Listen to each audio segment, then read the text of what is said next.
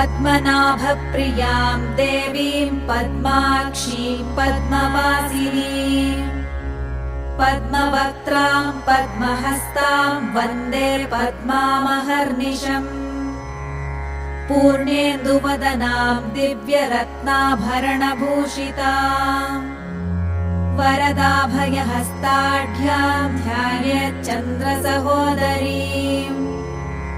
इच्छारूपां भगवतः सच्चिदानन्दरूपिणीम् सर्वज्ञां सर्वजननीं विष्णुवक्षस्थलालयाम् दयालुमनिशं ध्यायेत् सुखसिद्धिस्वरूपिणीम् हरिः ओम् नित्यागतानन्त नित्यानन्दिनी जनरञ्जनी